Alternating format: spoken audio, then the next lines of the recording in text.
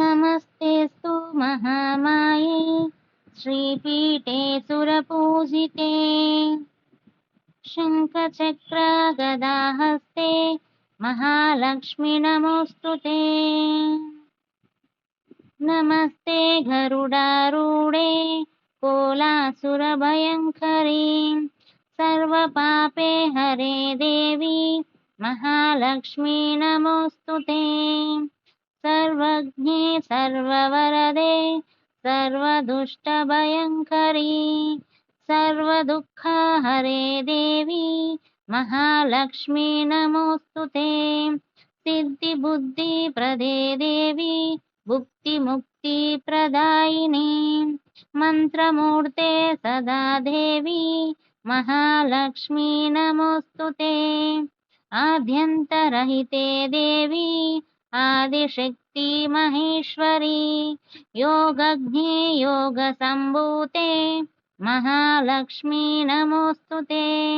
स्थूलसूक्ष्म महारौद्रे महाशक्ति महोदरे महापापहरे देवी महालक्ष्मी नमोऽस्तु ते।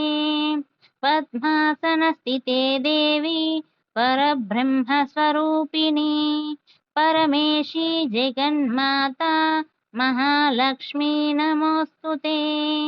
श्वेताम्बरधरे देवी नानालङ्कारभूषिते जगत्स्थिते जगन्माता महालक्ष्मी नमोऽस्तु ते। महालक्ष्म्यष्टकं स्तोत्रं यः पठेत् भक्तिमान् नरः सर्वसिद्धिमहाप्नोति राज्यं प्राप्नोति सर्वदा। एककाले पठेन्नित्यं महापापविनाशनं द्विकालं यः पठेन्नित्यं धनधान्यसमन्वितं त्रिकालं यः पठेन्नित्यं महाशत्रुविनाशनं महालक्ष्मीर्भवेन्नित्यं प्रसन्ना वरदा शुभा। ॐ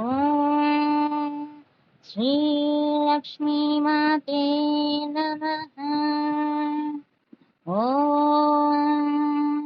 श्रीलक्ष्मीमाते